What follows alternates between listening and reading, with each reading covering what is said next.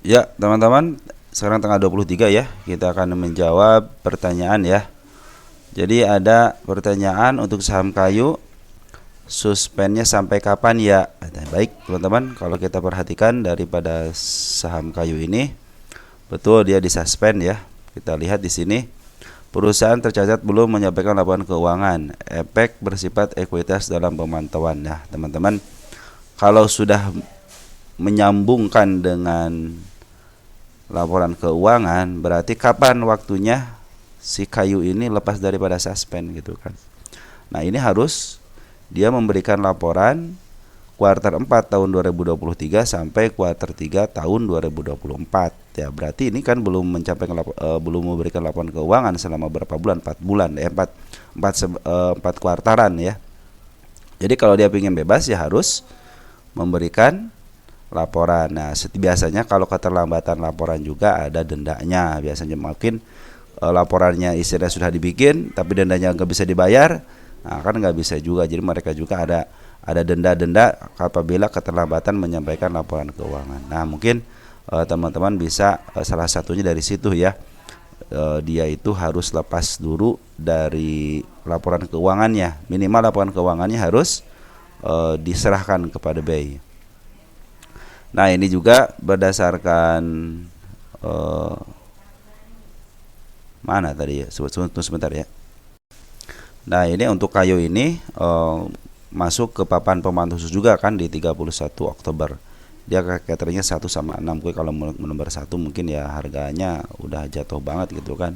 Yang paling kalau untuk di FCA kan mungkin ya masih bisa lepas gitu dari FCA, tapi kalau sudah bagian laporan keuangan ya teman-teman harus memahami inilah pentingnya laporan keuangan gitu. BI aja kalau tidak melaporkan keuangan ya kena suspend, ya kena denda juga gitu kan.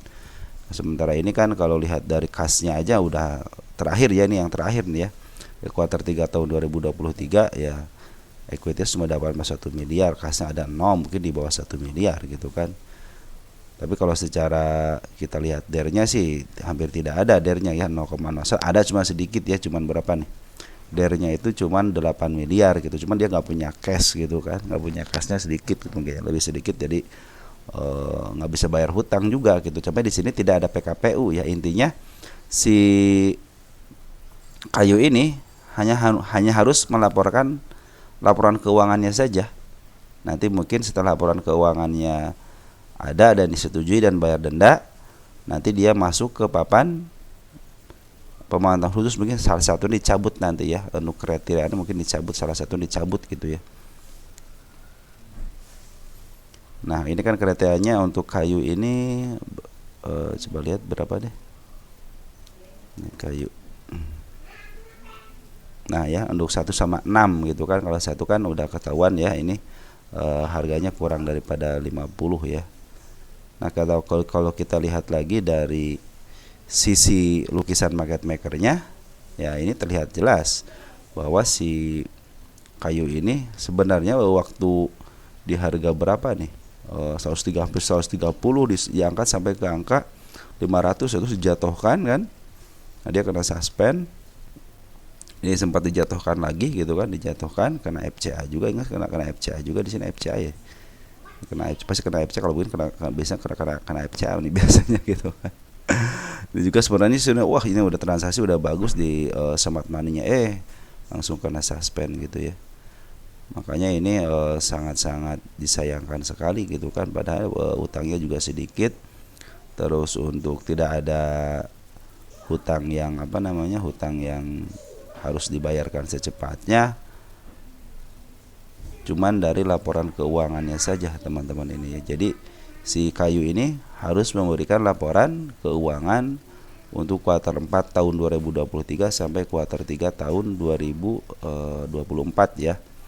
Nanti mungkin plus dengan dendanya gitu kan. Kalau secara MPTN sih sebenarnya mah ada, masih waktu ditaikin ke angka tinggi aja kan lumayan teman-teman ya. Sampai dia diangkat ke harga tinggi kan, tuh bayangin aja si kayu ini peng ke atas begini kan, artinya ini bagus teman-teman, si perusahaan ini ada bandarnya gitu kan.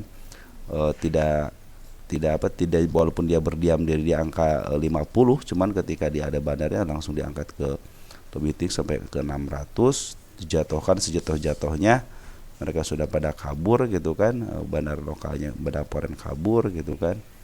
Nah, langsung jatuh ke FCA, disuspend dulu karena kejatuhannya terlalu signifikan, dijatuhkan dulu, lalu kena FCA, disuspend. Di sini suspend teman-teman. Ini kena FCA di sini ya, akhirnya kena suspend lagi karena selain dari kejatuhannya yang signifikan, karena dia tidak memberikan laporan keuangan. Jadi untuk saat ini teman-teman yang punya saham kayu ya harus menunggu laporan daripada keuangannya dulu gitu ya, untuk nanti mungkin bisa diperdagangkan kembali, bisa di harga FCA ya. Mudah-mudahan bisa lepas daripada harga FCA ya setelah dia melakukan keuangan. Nah, inilah teman pentingnya LK itu seperti ini. Jadi semuanya keterkaitan gitu kan. Bandar teknikal tidak akan bekerja gitu apabila si MT ini bermasalah gitu kan. Intinya seperti itu teman-teman. Jadi semuanya saling keterkaitan antara LK, bandar, terus TA, technical analysis juga semuanya berkaitan. Berita juga berkaitan teman-teman ya. Jadi semuanya di saham analisa itu sebenarnya tidak ada yang salah gitu kan. Hanya tinggal pinter-pinternya kita aja, cerdas-cerdasnya kita aja untuk memilih salah satu analisa, mungkin seperti itu teman-teman ya.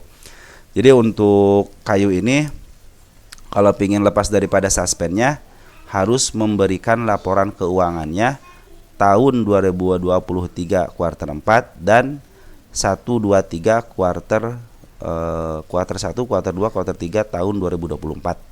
Seperti itu teman-teman ya. Mungkin teman-teman bisa terus pantau teman-teman untuk di BI-nya ya.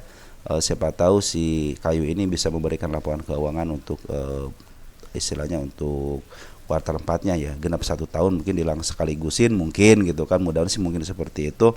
Tinggal kita akan cari terus beritanya teman-teman ya. Sama plus dendanya, biasa suka didenda tuh kalau telat memberikan laporan keuangan. Oke, mungkin teman-teman seperti itu aja yang bisa saya sampaikan ya. Nanti mungkin kalau ada tambahan silahkan ditambahkan di kolom komentar. Sekian dan terima kasih. Ciao.